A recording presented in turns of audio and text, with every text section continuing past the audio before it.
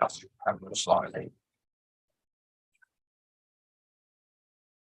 Great. Okay. Welcome everybody to Haverhill Town Council Finance Working Party, 24th of January 2023. And first of all, I'll move on quickly to item 2. Apologies for absence then, Colin. Apologies from... Sorry, Councillor Brown, sorry. You're muted. Yeah, I owe everyone a big apology because I hadn't realised I was on this committee. So I haven't attended any until I noticed the other day. Okay. So right. Apologies to everyone for that. Well, maybe it's a good thing. Okay, sorry, Colin, you were saying so. Yeah, okay. So apologies from Councillor Liz Smith, and unless he turns up, apologies from Councillor Roach. Lovely, thank you very much. Item 3, declarations of pecuniary interest and requests for dispensations from anybody. Can't see any. I can't see your picture, Joe, Councillor Mason. He's on twice. Have you? I've lost. Oh, there you are. Sorry, you're on twice. Yeah. Okay, that's why. And he's. I don't know why, but yeah. Okay. Minutes of the last meeting then, held on Tuesday, the 11th of October. Do you want me to share that? Please. Yeah.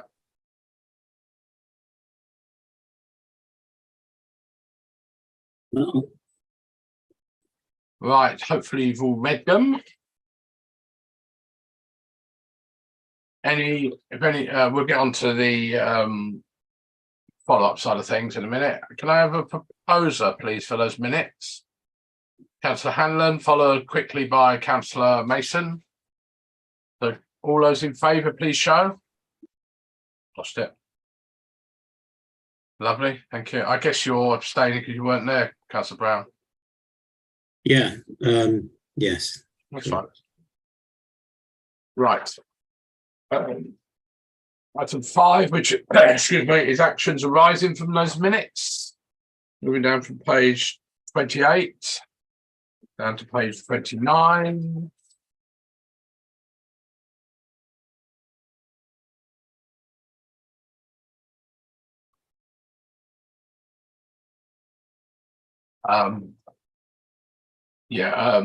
Vicky's obviously organised the meetings. I gave the town clerk the name of the contractor who did the railway walk.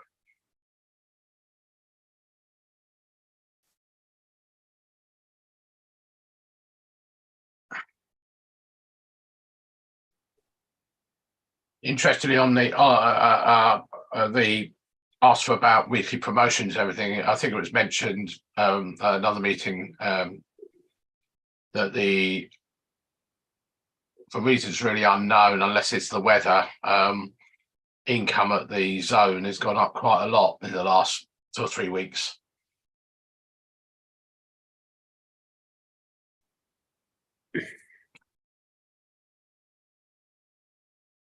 Do we know, well, go back to the zone very quickly. I'm not aware that the menu's on the website, but the trouble is the menu gets changed quite regularly.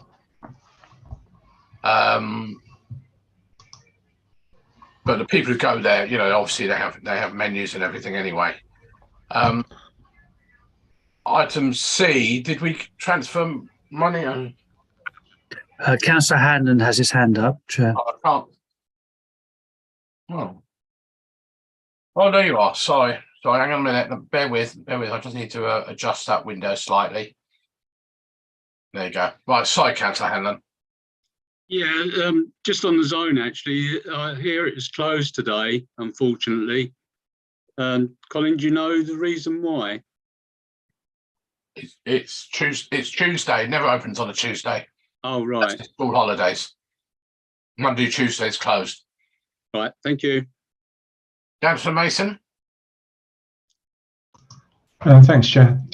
I was just wondering what implications the additional heating that must be turned on at the zone, what sort of increased costs, because this has been a particularly protracted long cold snap.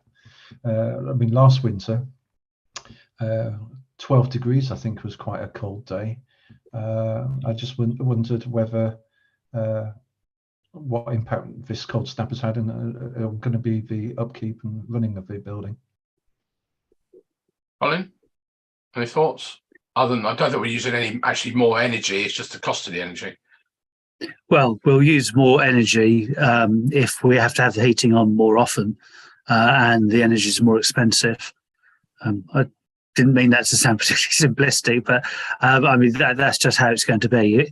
We need to keep a reasonable temperature in there so that people feel comfortable, particularly the parents who are sitting down. The children probably are completely unaware of whatever the temperature is as they're running around like, you know, Billy-O all the time, whereas parents sitting at on a metal chair at a metal table will feel the cold, and they're the actual ones who are spending the money. So we'll need to maintain the temperature. It's just one of those things. Yeah, I'm sorry, by my comment, I really meant that this time of year it tends to be staying on anyway, regardless. So, you know, we don't unless it suddenly gets really warm in there. You know, the zone is not the warmest building in the world because of the nature of the fabric of it. Is that okay, Councillor Mason? Yeah. I mean, maybe I'm just being unnecessarily concerned about, you know, is there a differential about the amount of cold spell and the amount of energy going in, as to whether it is cost effective actually keeping it open? Are we getting enough people in to warrant the costs of actually running the heating? Or maybe I'm being overly cautious or concerned. Well, at the moment, when it certainly, as I said, the last 2 or 3 weeks since the new year, we've been having to turn people away because it's constantly full. And I think I mentioned a meeting Saturday or Sunday, whichever day. I mean, it might have been Sunday when they called me up for another reason. They'd served 175 meals that day, which was quite, you know, that's going it some. Okay. So item C on page 29. Did we transfer any current account? Yes, we did. Yeah, so we are maintaining the current account at a lower balance than previously to obtain some interest. Yeah, that's right. I was just reading the RFO report. Thank you very much. Moving down to page 30. And then another one from Councillor Mason there about urban chain. Yeah, so we've made contact with them. There's nothing going to happen until next September. No, that's fine. And I know Councillor Rhodes and myself signed that document that Martin wanted in the by that date. Lovely, thank you very much. That's the end of that document. Down the agenda.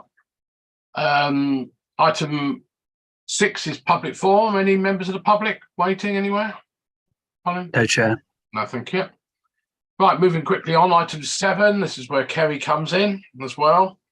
RFO report. Over to you, Colin, to start with. I'll share the screen so people can see what we're talking about. Yeah. If councillors, you find your colleagues are sitting in the way of being able to see the screen, you can grab the pictures and slide them around the screen so you can get a better look. But we'll start off with a budget summary even, and really just looking at the narrative at the bottom.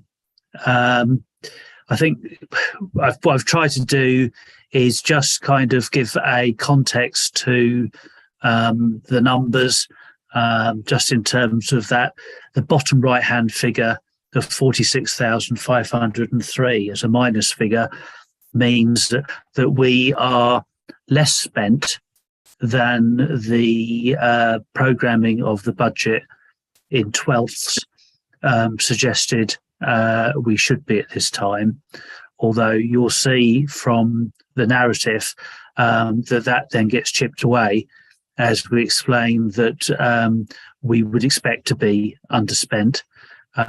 So when you take all of what is discussed in that budget report, the ups and the downs, you effectively erode that 46,000 down to being much closer to a zero, and zero would mean that we were perfectly on target. So I don't think we are running ahead of ourselves particularly. I think we're there or thereabouts as far as the budget is concerned. So I don't know if anyone has any questions about that first section. Can't see any hands, although I can't see Councillor Luccherini anyway. Okay, So I'll go on. Move on, second page up. So the cash position is looking okay. There's the 350,000 deposit coming up on the 7th of February, and so thoughts are turning to whether or not we can afford to roll all of that on for another period of time. My hunch is that we are better off taking that back into the instant access account, which pays 0.05%, because we can only buy fixed bonds now, so 3 months, 6 months, 12 months. The 3 month bonds are at 1%. The 6 month and 12 month bonds are at 2%. So on the 31st, or sorry, the 1st of April, when we know our position much more accurately, we'd be better off buying in a 6 month bond than kind of tossing a coin and deciding we're probably okay for 3 months and only get half the interest. So I want to just see how this runs out. We are in a healthier cash position than last year, but it just, now we've got all of the big spend months out of the way. We'll just see how January goes, and I think February will take back in to instant access, and then in March we'll make a decision for a 6 month bond. There's no point going for a 12 month bond when the 6 month bond is paying exactly the same. There's no reward for the additional risk of tying your money in. Okay. One thing, Colin, I did think about yesterday was whether it'd be nice to have a section in here about the CCLA and its performance. Can do. I mean, bear in mind it only reports quarterly. No, that's right. No, that's fine. But these meetings are every 2 months anyway. Whether we just have whatever a bit like the bank reconciliation. Let's a particular date in time. We know how it's doing. Yeah, we can do that. There's no problem at all. Yeah. We can add an extra line in there. Yeah, that'd be great. Thank you for that. Any comments for anyone on that? I don't think so. Just as we're getting onto it, just let everyone know I did sign off the reconciliations yesterday. Yeah, so it feels like a long time ago, but it was yesterday with Kerry. They're all okay.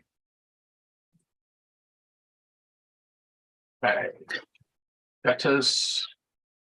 Okay, so we're looking back in time a little bit. So we're looking at the end of November.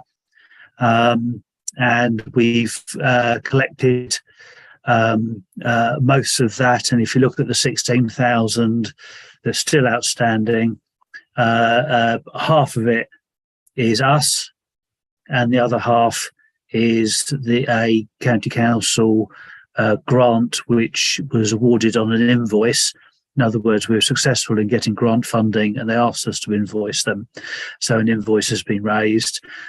So obviously everything apart from the £42.76 from a third party can be disregarded as far as any concerns over that. Yeah, fine. Excellent position. Right. Then just on the creditors, there's again no huge issue on there at all. No.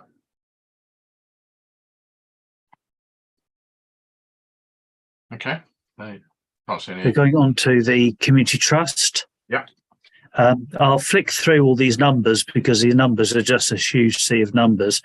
And it's actually just really the consolidated report and the narrative that really matters. So basically, there's no huge surprise. The art centre, we normally round about this time of year start paying a grant across. So in the annual budget for the council, there's the rent and also a grant payment to balance the books on the town hall. And what you're basically seeing here is back at the 30th of November, we hadn't paid a grant across. Remember, keeping the money in the town council bank accounts earns interest, which offsets the demand on the taxpayer.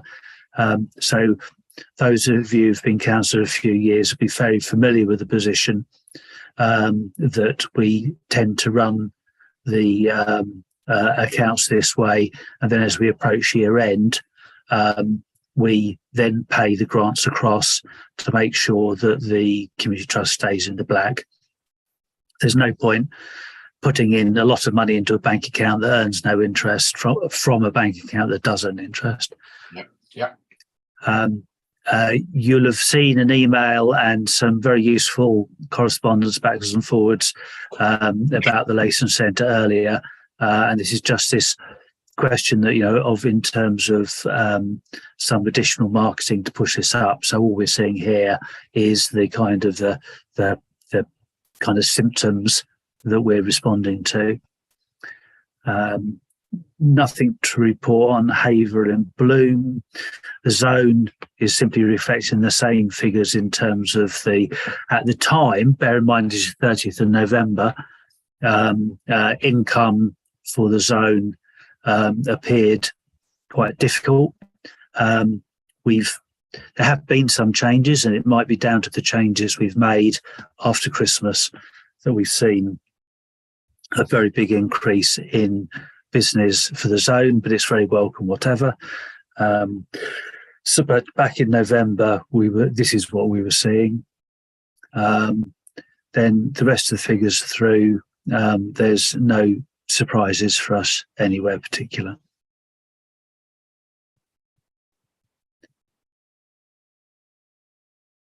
People are happy with that. Then there's a bank reconciliation. Whoops. Yeah. I can't see any. And you signed those as well, I did. Councillor Burns? I did. Yeah, I did, Colin, yes. And then the debtors and creditors, there's just some information there that there was a small debt made up from a county infrastructure organisation and a local charity, but those are in hand, so that those haven't been just left to it. And then the historic debtors, we've basically got that county infrastructure organisation, and then there's 3 individuals under whether Kerry. I think at least one of those you have nailed down and found. Don't know whether there's any others you found. If you want to come off mute, if you've any. Yeah, I've been working with Lisa on these, and most, if not all of them, payments did come in via Spectrix, and it was just locating those payments and allocating them off against the debtors. I expect next time you see this, those will have disappeared. Excellent. Certainly those that haven't paid have been chased as well. So Right. all in hand. Magic. Great. Thank you, Kerry. And there's any questions? No, well, I wasn't going to do a question, Colin. I'm just going to thank Becky. You've been in post about a month with Martin, overlapping with Martin before he left us for Christmas. Thank you for it's been a steep learning curve, I'm sure. And thank you for that. Appreciate your work on this and look forward, at least for the next few months, working together. Any questions from anyone? I can't see Councillor Lucchini, so I don't know whether he's got any questions. Okay, dokie. Let's move on to the big one. Item 8, and I'll read this out because I think it's probably easiest. To consider the latest version of the draft budget for 2023-24, and most importantly, we're only making a recommendation to full council. We're not agreeing anything today other than the proposal. So, and you've all got the budget briefing document, which was sent out originally and also resent today with the spreadsheet, which I have put on my big screen here, and even then it's quite small. So, Colin, over to you again. I'll bring it up on screen so that people can follow it through. Okay, so you can see that in front of you. I've obviously some of it is carried over from the briefing for the December council. But obviously what we've done is we've taken what people have said, what councillors have said at that meeting and at subsequent meetings, and therefore there is some amendments made. So there's nothing new to say on pay other than I wouldn't normally do this, because normally in years that have gone past we're able to basically, it's better to take, in an ideal world, figures that you can be fairly confident that if there's an error, that error is falling on the side of prudence. So normally we wouldn't try and track things like pensions down to the closest penny, because individual staff can change their mind at any point to which scheme they're in, and staff come and go. So these things should always be an estimation. I'm really acutely aware of the fact that there's big pressure on the precept, and that anywhere where we can take a prudent risk, where we can demonstrate that we did the best we could in judging, but we've kind of moved to say that on things like pensions, we may be spot on.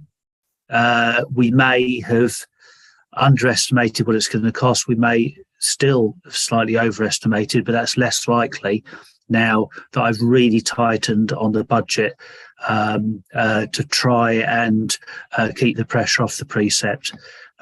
It doesn't make a huge difference, but if you can find enough small differences, you add those together, you actually manage to make something of a difference. So I've tried to do that on pay at the very least. So I've taken 3,000 out of the budget. Perhaps slightly controversially, squinting at the climate change reserve and aware of the fact the climate change reserve is fairly healthy, and we're having to use more heat to help other people who can't afford to heat theirs, and it's cheaper overall for a town for people who are struggling to come to somewhere warm and not run up big bills and use lots of energy heating one house for one person, compared to if all those people come to the art centre. The art centre is going to be warm anyway. So on that, admittedly flimsy basis, I've drawn down 10,000 from the climate change reserve to offset some of the cost of heating. The income, well, we've talked about the fact that we're seeing some green shoots for the zone. So it's possible that we'll see what happens next week. But the figures I produce for full council, I may slightly shift on the income deficit support for the zone. It's fairly risky to base 52 weeks income on 4 weeks of income in January that we don't entirely understand. Yeah. But it might be justified just to tweak those figures a little bit. So I will look at that. But because obviously I've increased support on the basis that we didn't seem to see any recovery for the arts centre of the zone. But if we are seeing some recovery, then perhaps I can just wind that back a little bit. Okay, so there's then the costs on the various different budget lines where we've frozen them. One saving, and I can't remember if I should be crediting Councillor Burns or Councillor Lucarini on this one. I'm not sure which one. Apologies.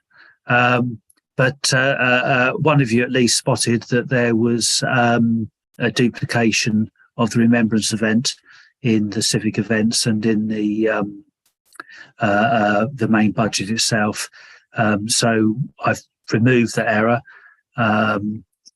And we've also, through the discussions about events this year, we've reduced the Christmas event to, instead of being over the Friday and the Saturday, it'll just be on the Saturday, and we'll combine what we would have done on the Friday night and do that during the day on the Saturday.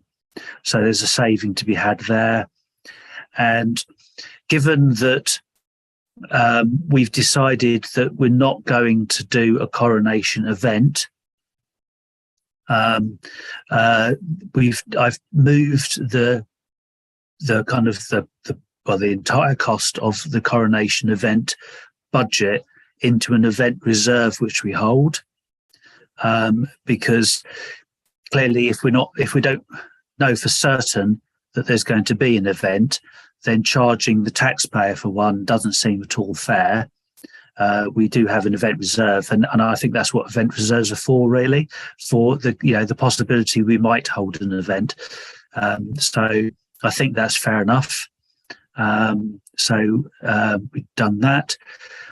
The preset mitigation reserve, which was money that councillors put to one side because how the world changes. A couple of years ago, when there was the shutdown, we found ourselves with lots of tax receipts, and we were unable to deliver the services we would normally deliver. So councillors decided at that point to put money into a mitigation reserve, and I've upped what we're taking from that to again do what it was supposed to do, which is mitigate a preset increase. We did predict there was a danger of this, and we put money to one side to help offset it. And that money now is there for precisely the purpose that we predicted. So in December, we were talking about taking 37,000 from reserves. We're now taking a total of 61,000 from earmark reserves. That's what earmark reserves are for, but earmark reserves would otherwise sit in high interest earning bank accounts. So whilst we will now bring that money to the front line and spend it on services, it will mean we won't earn interest on that money, although of course very, very different sort of amounts of money we're talking about in terms of how much it saves us having to charge onto the precept.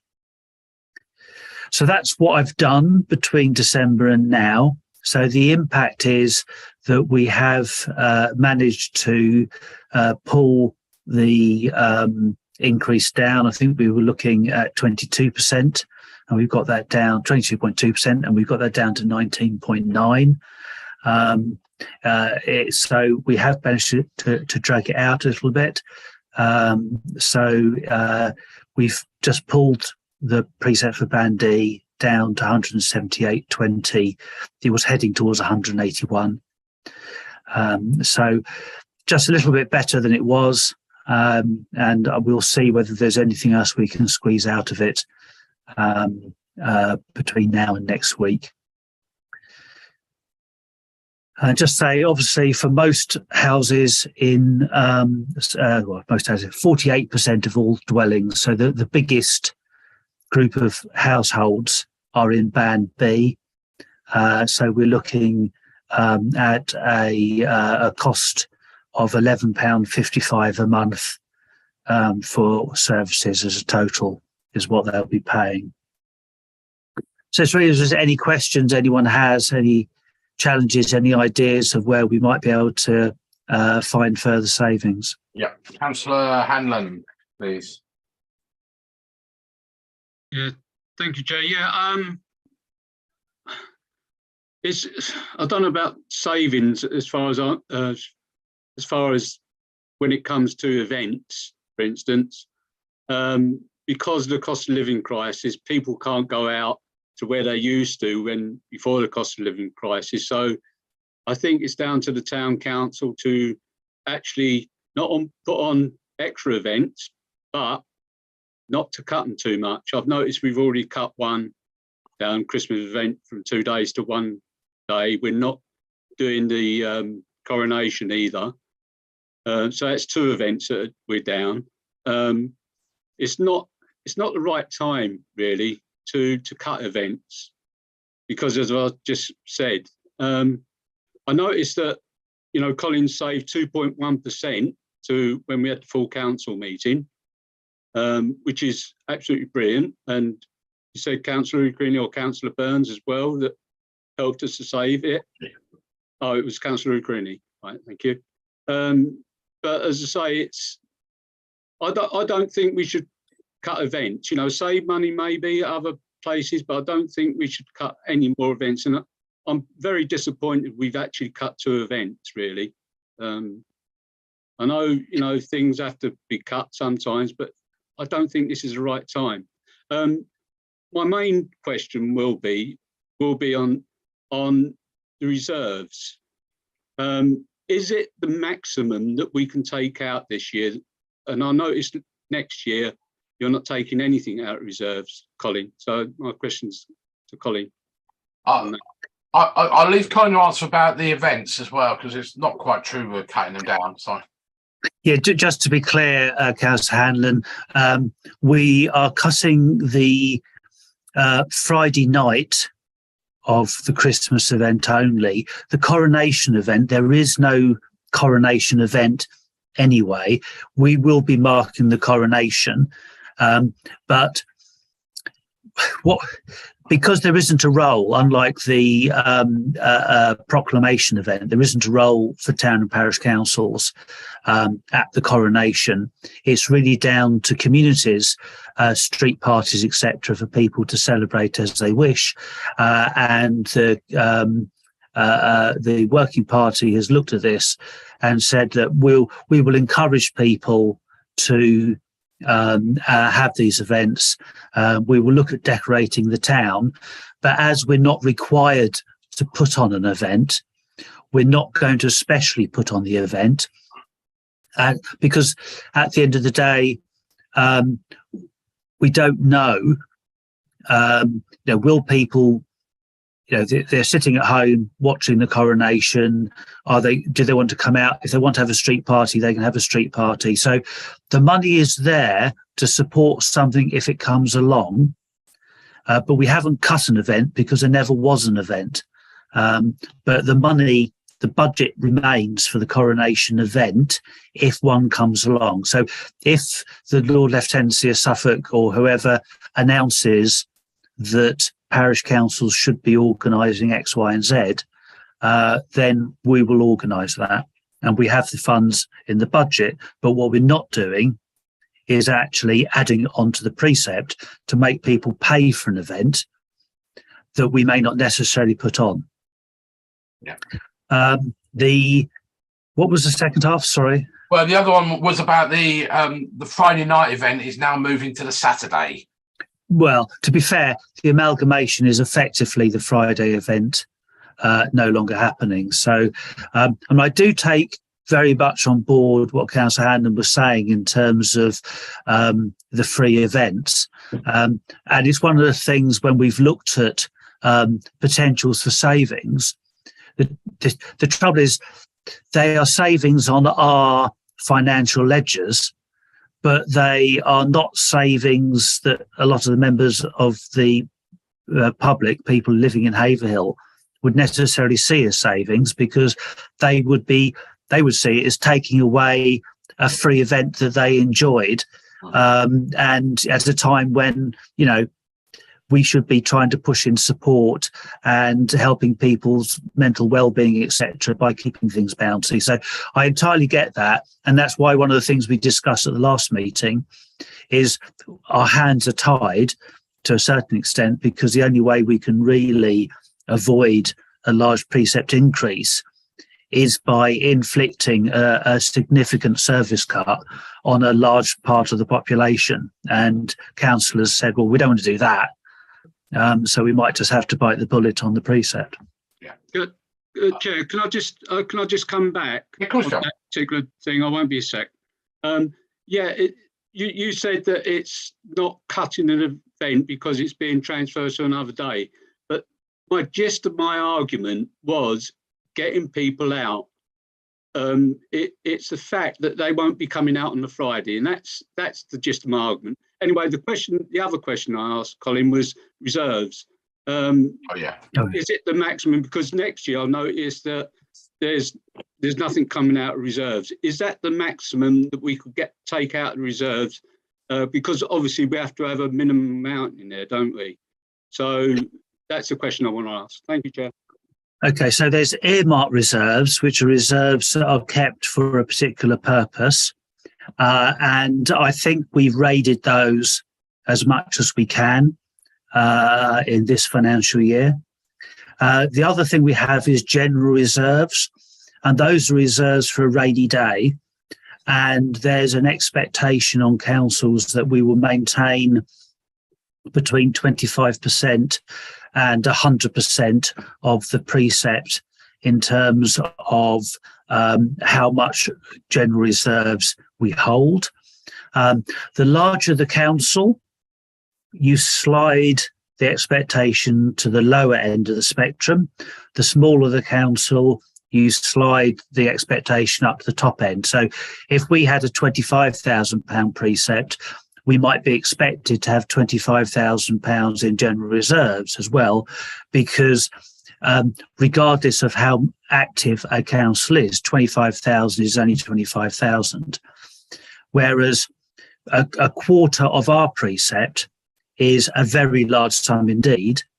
I've actually very slightly set the budget so that it adds to the general reserves, because we have reached the bump stops on general reserves. So we're making a very small contribution in to general reserves to put them somewhere around 24%, which by any standards is the wrong side of what would be considered a normal minimum of a quarter, but only by 1%.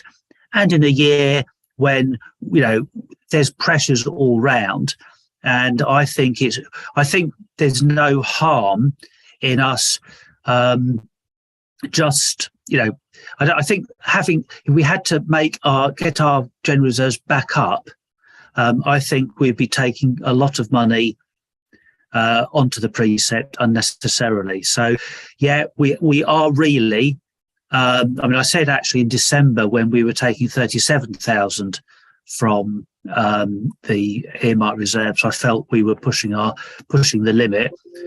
We're up to 61,000. That's definitely and utterly pushing the limit. So I don't think there's any more to be had from earmark reserves, because those reserves are there for a reason. And I don't think the reasons are that we can apply to push the precept down any further. And on general reserves, we're as low as I can advise you to go. And we really have to, at some point, we have to draw a line in the sand and say, guys, this is it. We can't, it's not safe for us to go lower. So the short answer to your question is, yeah, I'm not looking for next year to take any money from reserves. We're taking all now, but this is the year that's taking the big hit. So it seems a bit silly to leave something in reserves for next year when this is the year people are going to suffer. Okay, lovely. If that's okay, Councillor Hanlon, I'll move on to Councillor Mason, then Councillor Lucarini. Okay, thanks, Chair. I'd just like to query the percentage change for the Christmas lights. We've got a 0% percentage change. The community, not one individual, but the community did express an interest to see more money being spent on Queen Street, and whether we should be earmarking a slight increase in the budget for the Christmas lights, so at least we have the capacity to do something slightly more based on what response we've had from the community. Thank you. Colin? Oh, excuse me, Colin? The reason the contract hasn't, the amount hasn't changed is because it's a contracted price for the work. So we already know what the budget is. I'm probably not going to make myself very popular in Queen Street, but unless we're going to rebuild Queen Street, a lot of the buildings cannot take the Christmas decorations. We do have a Christmas lights reserve, so that if any business people in that road who want more lights and are willing to pay the electricity bill, because we have to plug them in, then we have a reserve which will pay for additional product that could be hung. So it's possible we can do, but I don't think it's something that we can adjust the budget by. I think that's going to be down to individual discussion with businesses about what they're willing to do in terms of sponsorship for lighting, etc. But at the end of the day, there's no point us charging the taxpayer additional sums, buying Christmas decorations, and then finding the businesses that were demanding them won't let us plug them in. Yeah. Okay. Councillor Lucarini? Yeah, I was just going to talk on the Christmas night in response to Pat. There was something I suggested about doing it all on one day. I never really viewed it as a cut, because up until 2022 it was always on one day. 2022 was the first year that we split it over 2 days, and to me it just didn't really make sense that we were potentially spending more money to put on an additional event, whereas we'd be better off spending that money on one big day for Christmas. I think the Saturday works pretty well. You know, there's a chance that West Suffolk Council will actually get involved to put on the Makers Market. So you know there should be a really great event just on that day that will represent a saving. The only other thing I was going to bring up is yesterday we spoke about all the events, and we brought up the Halloween trail, about whether we could restructure it potentially to save some money by bringing it back to East Town Park. And could that budget be reduced now, Colin, or is it worth keeping that at 19,000 for the next year just to see how it goes? Or so yeah, in terms of the Halloween budget, obviously that discussion took place after these papers were published. My takeaway from that discussion at the community events meeting was that at the very least, councillors wanted to see the budget returned to the 2022 budget as opposed to 22 spend, and the description of the event being less. Oh, I don't know, I'm going to get myself in all sorts of problems tonight. Less arty-farty and more scary, shouldn't cost so much money. So I'm expecting to reduce that budget from 19 down to 15. That may still turn out to be a little bit more than we need. But I think particularly if we can do the project we're looking to do to encourage people to get involved and look at being scarers themselves, then we may be able to bring the price down a little bit further, or spend some of the money on a project to get people into creative arts. So I am expecting to reduce that. Yeah, thank you. I think that sounds sensible for the next year. Good. Councillor Brown, then Councillor Dave Smith. Yeah, thanks, Chair. Thanks, Colin. You've obviously done a huge amount of work on this. It's a good budget. It isn't good news by any means for anyone. It is a huge rise. A lot of this, well, all of this is really out of the hands of the town council. We're the victim of Putin going into Ukraine and God knows what else. One thing that stands out to me personally, I don't know, it may have been explained and I may have missed it somewhere in previous meetings or previous finance meetings, is how comes the lighting and heating has quintupled? A lot of people, my energy bill has doubled. How's it's not criticism, just want to understand exactly how our energy bills gone up by 5 times. What's the background to this? I know it's obviously happened, but I just really find that in other places it's doubled. Ours gone up by 5. Yeah, so the energy market, obviously the government has stepped in on the domestic side of things, and we're seeing the rebates that we're getting. So a lot of us never use that much electricity in the first place, and therefore our increases are quite well offset by what the government has done.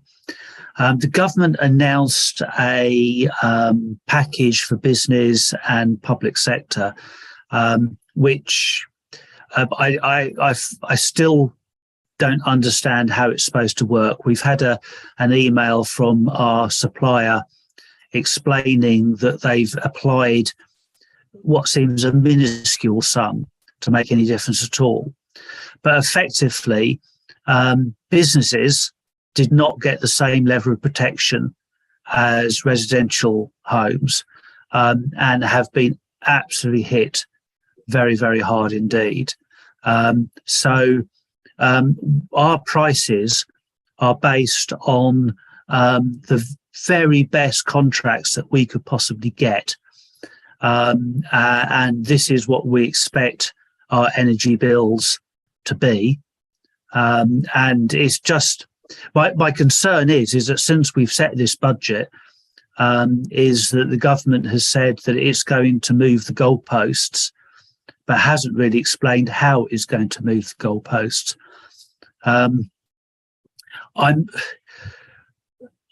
There seems to be a strange calculation that means that businesses have to rack up quite a large bill in the first place before they reach the levels where the government steps in.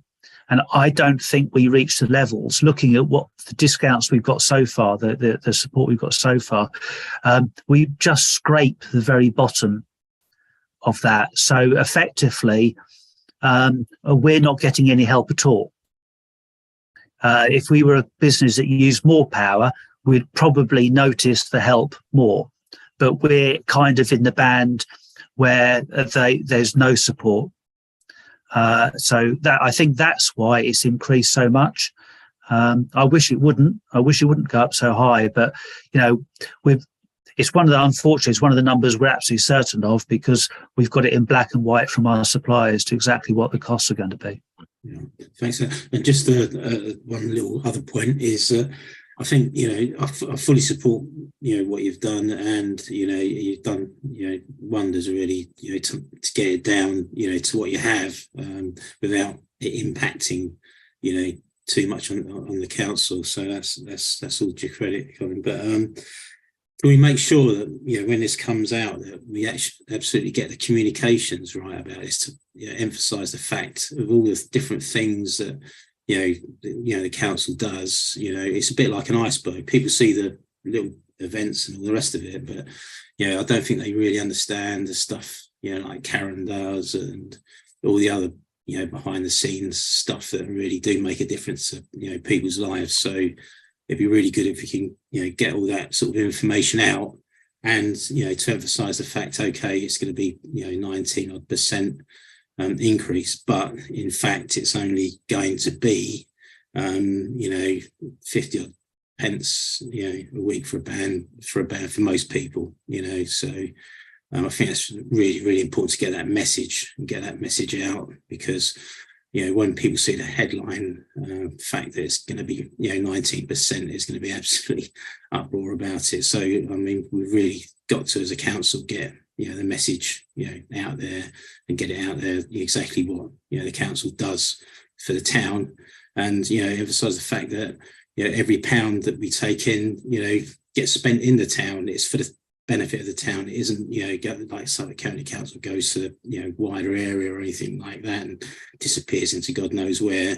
This is money that gets spent in Haverhill for Haverhill people to make everyone's lives a bit better. So if we could do that, thank you.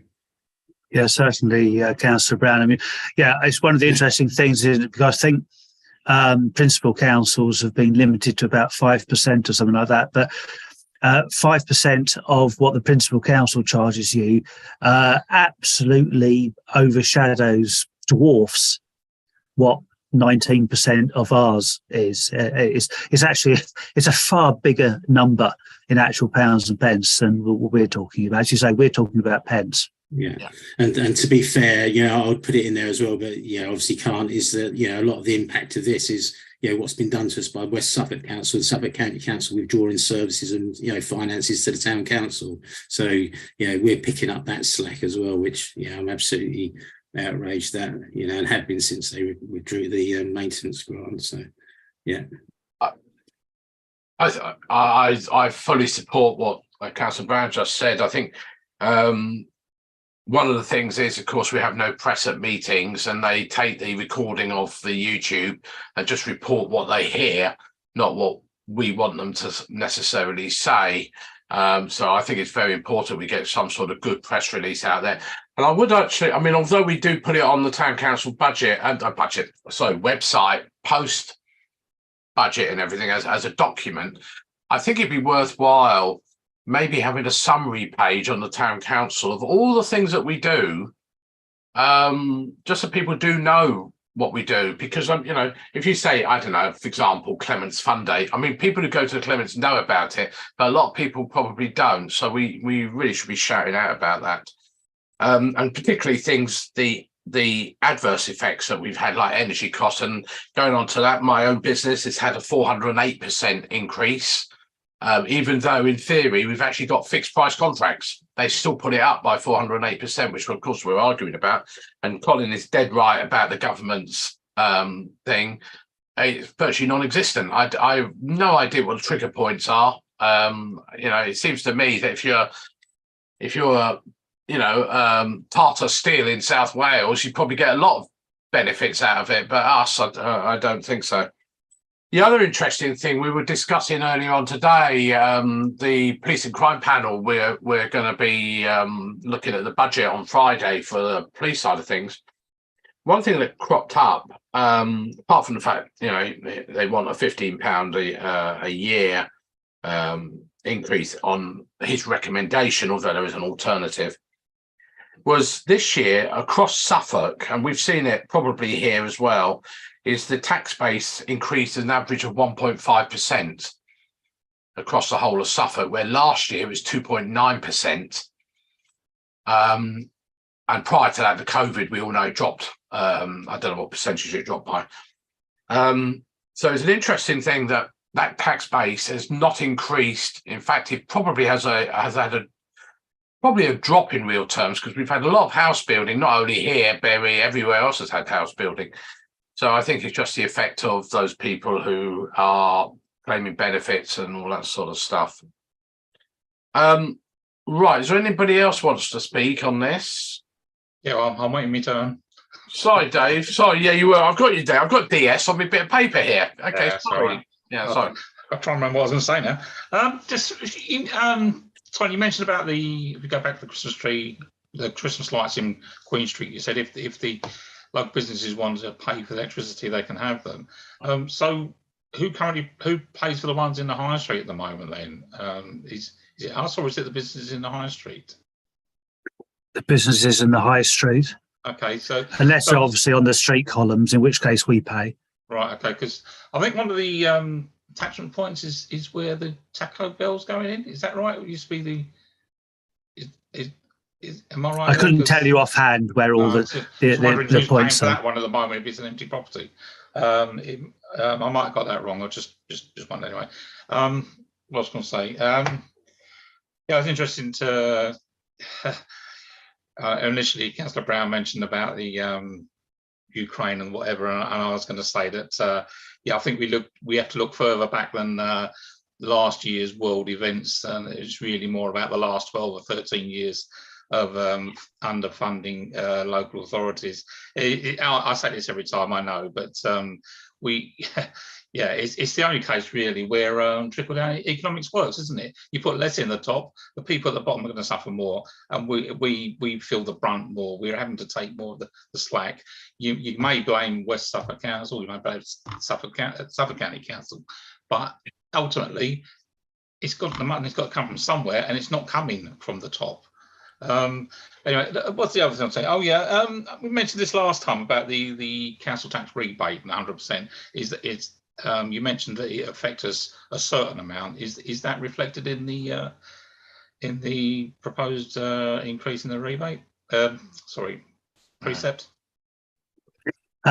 It's reflected in the tax base. Okay, so does that add a percentage increase to the precept then?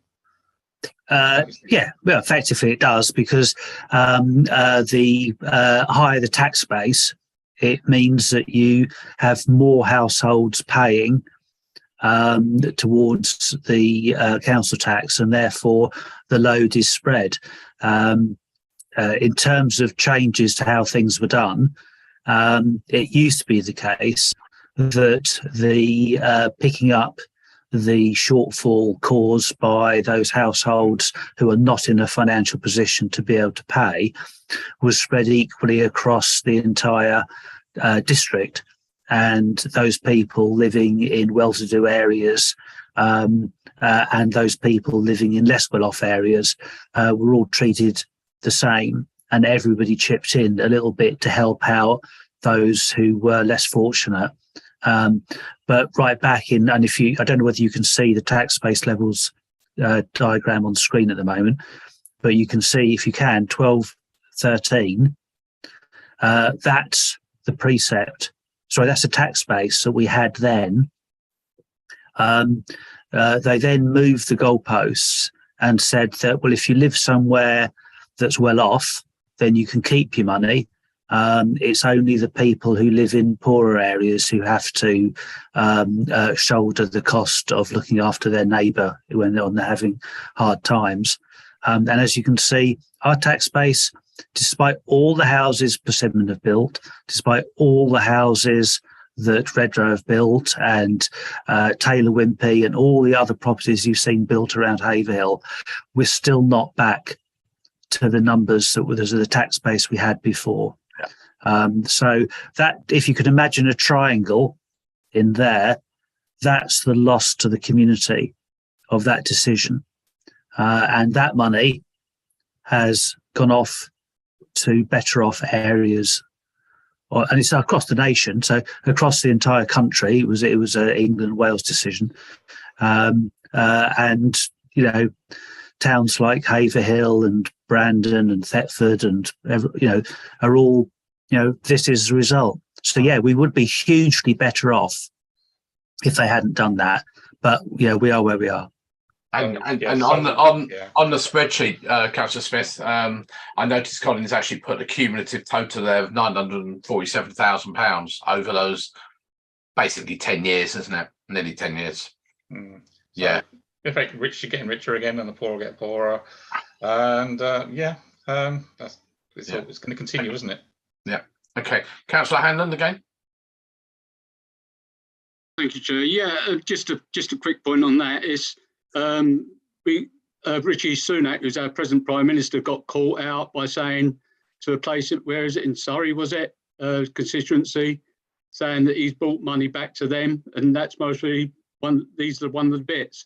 Also, I might add that over the last 10 years, Suffolk County Council has lost money from the government totaling £100 million. And I think West Suffolk Council has lost 3.5 million or 2.5 million, I think it is. So yeah, that's the big problem, really. Thank you, Chair. Yeah, we're happy. Is that you? Yeah, sorry. Yeah, I think it all affects us. We're happy to take on things that higher councils up should have been doing in the first place. But I think we do it really well when we and perhaps we do it better than they would do anyway. So, right, I can't see anybody else wanting to talk. I said thank you, Chloe. So we need to propose to full council what we're going to recommend. There may be a slight adjustment based on, as Colin said, about like zone income, but that may not. Maybe next week it'll drop. I don't know, but depends what the weather does. So I think it's a 19.92% was being recommended. So is anyone willing to propose that at all? Councillor Hanlon?